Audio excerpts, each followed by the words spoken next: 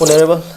Prime Minister Narendra Modi asi kogi irang sige manungda miyamna lagna ba kyara khai khibagi matungina haukiba sahida Imphal gi Kangla amadi Suranpur da lakbirami adu hoji amu kogi Assam da leringai marak sidai kogi Congress Party dagi naknana leiraba mai sang leba Manipur da sangnabagi dama ticket ka khre haibna singba paw mu yawrib sida wada kamai yengbe koi Narendra Modi mangangsa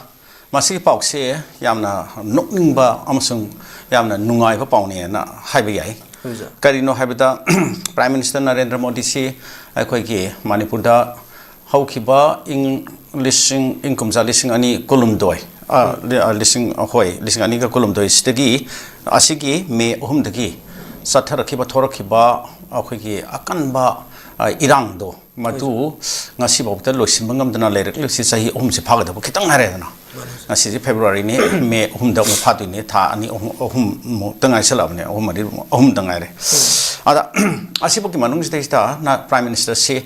akhoi kanoda Manipur da lakhida ba haitare lakpa ba hojikta su mangchan panbi tani amukha yamna samba yamna brief akhoi concert amada Manipur da lamaga akhoi Surasanpur da aduga Imphal da ngakhtang leramaga satkiba haitare adu mayamna akhoi miyam punamana masi lakpiu ma laklagati akhoi leiriba irang mayam se sungsoi soidamki loisinabagi kenoma achongba khongthang mo oikani haibsi akhoi adum thajana duna haiduna adagi keno asa tawduna lakpani haitai adu bokta masi lakhidaba almai tawra lakhidaba maram oirga sidi akhoi irang se adu ki matak sangthara sahi phaning jet jathar libsineba hojibota loisin mangam disineba ado kano si Prime Minister Modi di adugi haripa sahi kharasigi manungda haitare ne India gi tongan ba state singda akhoi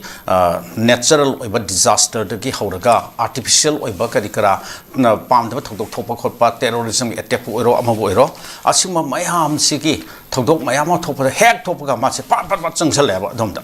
adu haripa kano sing city issue sing di magi attention se full pire hairaga keno tawraga akhoi kar hani magi site gi government of India gi site gi bi ba yaba mateng pi dana khotna tawgi thabksi yam tawkiba adubu akhoi gi keno da adui manung da ma akhoi gi malim gi tongan balibak mayam su loin sat khra haitare leibak kaya ma sat khra adagi atop lebak singi awa da ma awa ka phongdok khiba lei khra condolence phongdok khiba console topic khiba khorima adi solidarity utkhiba ma khoi Prime Minister President singda adum wa mayam se lei khra adu somda Manipur da sidai da mi mayam sigi tamte style da hat khiba ko khiba mang kakpa khotpa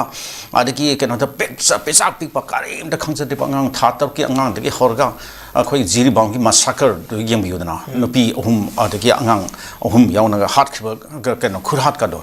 madu mung sathiba tamthiba terrorism gi thong de akhoi kadai de al qaeda na bukta adumana tawdibra na akhoi haibiya yabo yes ado hairiba asman thorpa thongdok wathok mayam state the Prime Minister Narendra Modi se Imphal state Manipur state laktana akhoi masigdam ta nakhoi solve tawtba yaroi nakhoi karigno asman tawnar khotne popra akhoi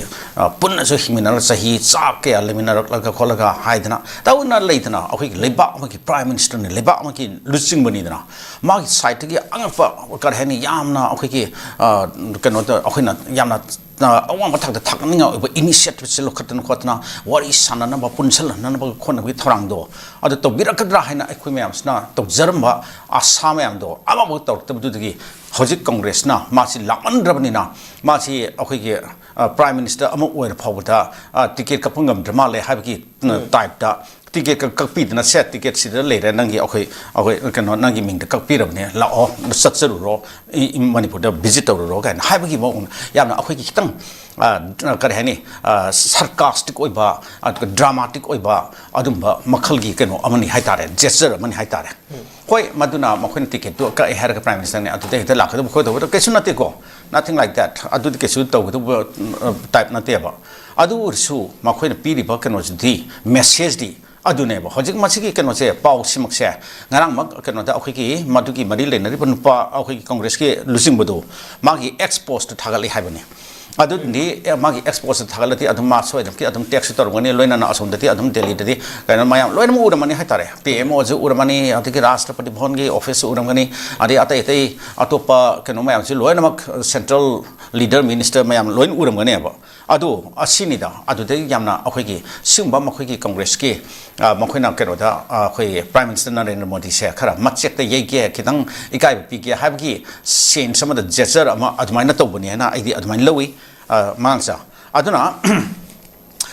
keno makhoi na pi riba message de kaino Prime Minister se nahak akhoi Manipur su India ki state ama oiribani atu Manipur se sa asuki mate koi na sahi om phaning set irang thoktana hoji kangrup masel sangna ba yadana adi national highway da sathok sasin tawna ba yadana amaga ama una ba yadabki film lerim se masinang na sam na control taw keno tawna ba solve tawna ba crisis se solve tawna ba honate haibaki maduki nungai tabdo adu ma phongtok pa keno mani khudam mani mangsa yam sunbu ofang tanbiri